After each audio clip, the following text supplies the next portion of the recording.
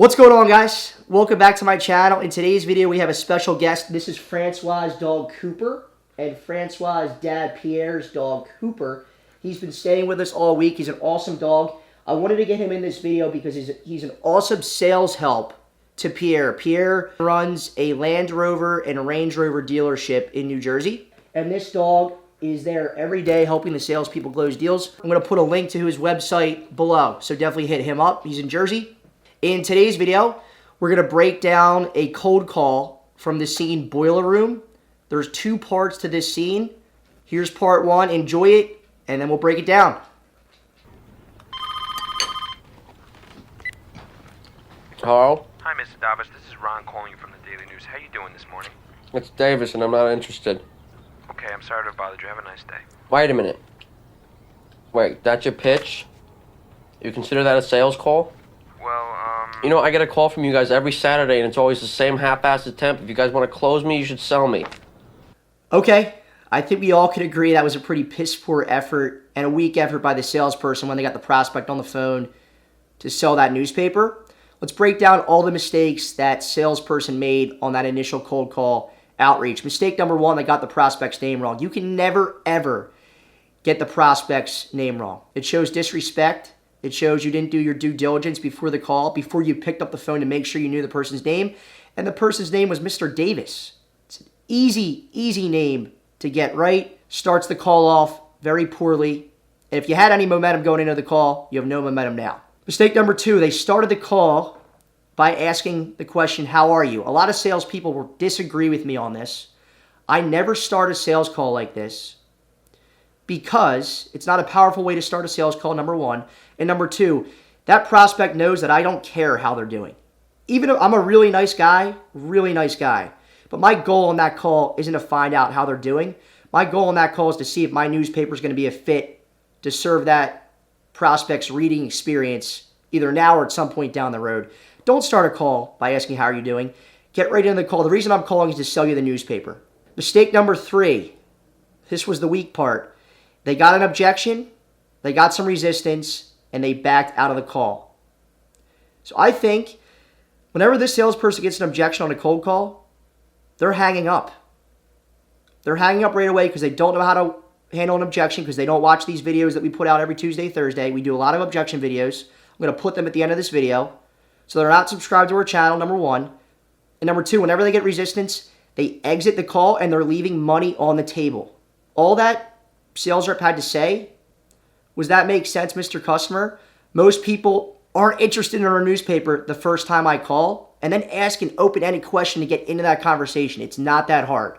So those are the three key mistakes that salesperson made on that initial call. Now, he's going to get another attempt with this prospect on this cold call.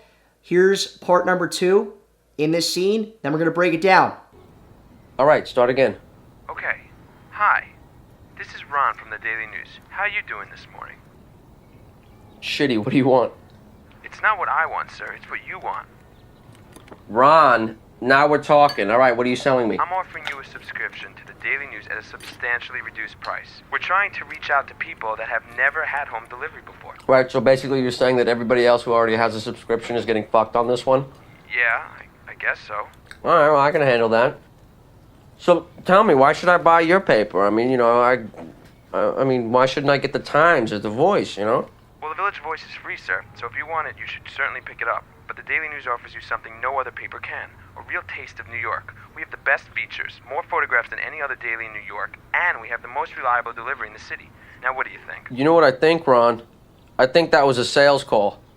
Good job, buddy. So you're going to buy a subscription? No, I already get the Times. Okay, so the salesperson did a bit better here, had a longer conversation with the prospect. There were still several mistakes they made on this cold call. We're going to break those mistakes down and then provide some avenues, options, and questions the salesperson could have used on the cold call to have some more success and move the conversation forward. It sounds like the salesperson likes to use the sentence to start up the call, or the question, how are you doing today? Listen, if it works for him and he's comfortable using it, keep using it. It doesn't work for me. I'm not comfortable using it, so I don't use it. But if it works for you guys, keep using it. Mistake number 1, I think, is his tone. His tone sounds canned. It sounds like he's reading a script.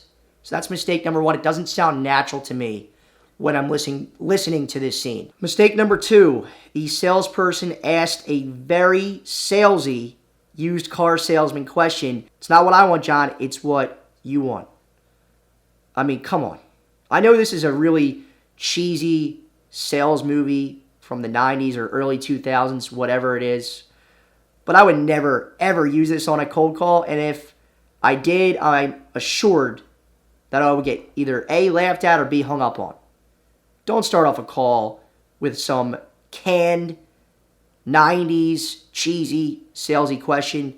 Very, very weak. I would have hung up on him. Mistake number 3. The prospect asked a question and the salesperson came back and said, yeah, I guess so. What do you mean you guess so? This is your job to know your product or your solution inside and out. You have to have conviction when you respond to a prospect. You're supposed to know the answers to your prospect's questions before you pick up the phone. And if you don't, it's okay. All you have to say is, Mr. Prospect, I don't have an answer for you on that, but I can get a quick answer for you in 30 seconds. Give me 30 seconds.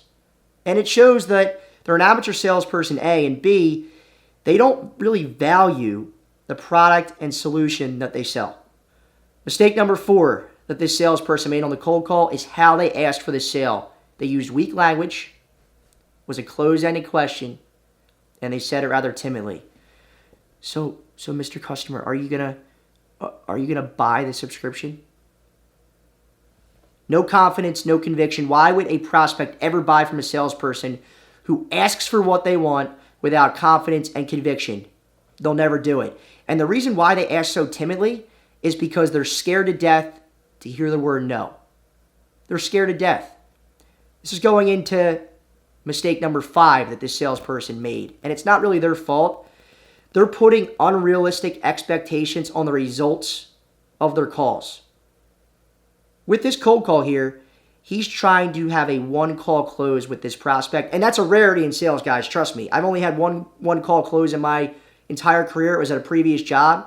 Trust me, these do not happen. But the reason why this salesperson had this mentality is because they have this quota they have to hit, and their manager is on their back 24/7. When's your next deal coming through? Putting all this undue pressure on the salesperson. It's ridiculous, and it needs to stop in sales. I'm sorry. It needs to absolutely stop, all this undue pressure on salespeople. What this salesperson needs to do is have the mentality, how can my paper be of service to this prospect's reading experience at some point down the road? If that salesperson were to have went into the cold call with that mentality, he would have probably been able to move that conversation forward. The salesperson didn't really ask the prospect any questions around how they consume the newspaper, what they look for in their ideal newspaper, or when they evaluate newspaper options. When should they get on their radar at some point down the road? When does it make sense to have a conversation with you about this at some point in the future? You need to ask those questions to the prospect. This person just went for the one-call close, and it blew up in their face. They should have ended the call. When does it make sense to have a further conversation about how my paper could enhance your reading experience?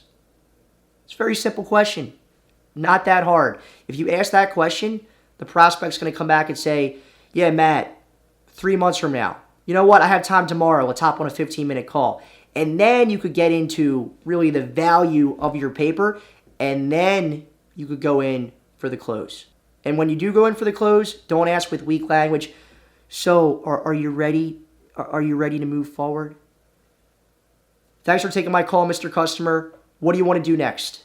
That's how my sales coach, John Klimchin, taught me how to close. Or when I was at previous jobs, this is how I would close. Thanks for the time, Mr. Customer. It sounds like this is a perfect fit for your business. Where do you want me to send the invoice? What are you paying with? Credit or debit or cash? It's not that hard. Ask for what you want with conviction and confidence, and you will get what you want more often than not. Hopefully you guys got value from this video. Like and subscribe. Let us know what you think in the comment section below. What videos do you guys want to see from us? We want to do videos that you want to see. let us know. Like and subscribe and look out for videos every Tuesday, Thursday. Thanks for watching, guys.